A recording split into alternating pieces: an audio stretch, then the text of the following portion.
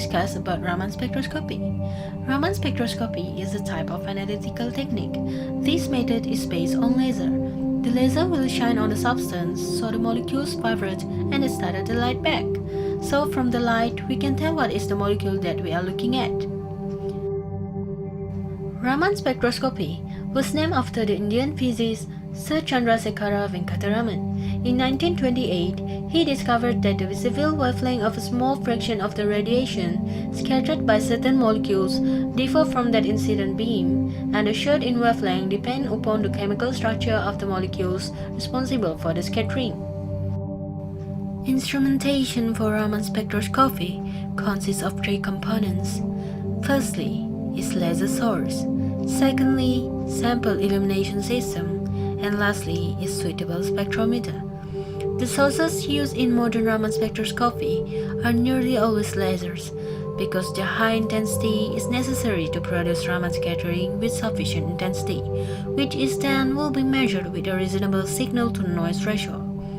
This is basically because the intensity of Raman scattering varies as the fourth power of the frequency. Now, let's take a look on how does Raman spectroscopy work.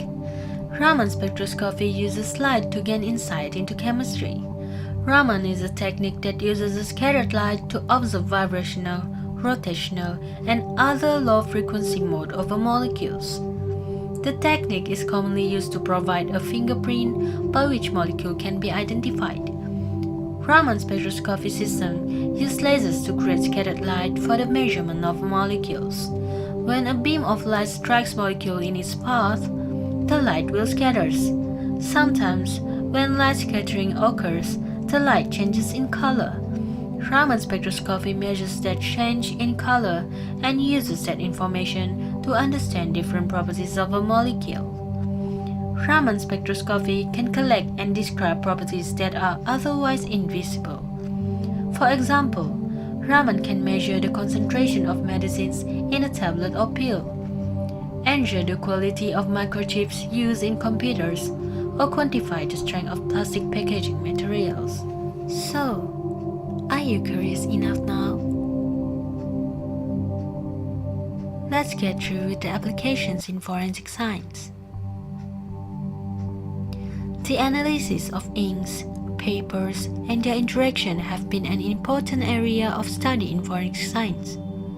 Forensic document examines include different types of question documents such as letters, checks, identity documents, contracts, threatening letters, and suicide note, which can be found in a variety of criminal investigations.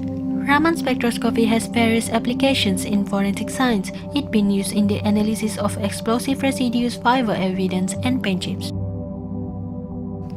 While in chemical science field, it's been used in pharmaceuticals, chemicals, and polymers.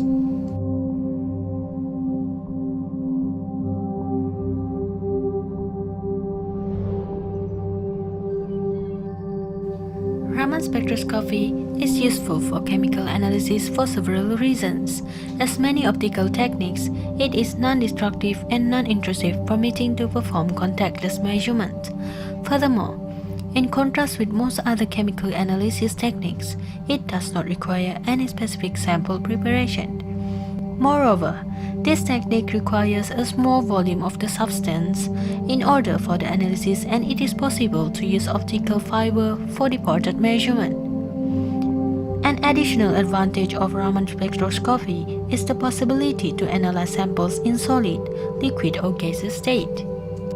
Raman spectroscopy presents also some inconveniences and limits, but the technology development offers possibilities to overcome most of them. For instance, Raman signal of some compounds can be weak comparing to the total signal, making it difficult to determine small concentrations. A stronger signal can obviously be obtained by the increase of the laser power, but the influence of the laser on the sample state could be strong enough to be problematic for the analysis or even induce a sample damage. Another limiting factor is the fluorescence, which can be much higher than the Raman signal, dominating in intensity the Raman effect, at times diluting it completely in the signal noise. However, As the Raman effect is independent on the excitation frequency, it is often possible to overcome this difficulty by choosing an appropriate laser. Another disadvantage is Raman spectroscopy, referenced by optical limit, which possess all the advantages of optical methods such as versatility, rapidity, and etc. Finally, this technique is highly cost due to laser sources use.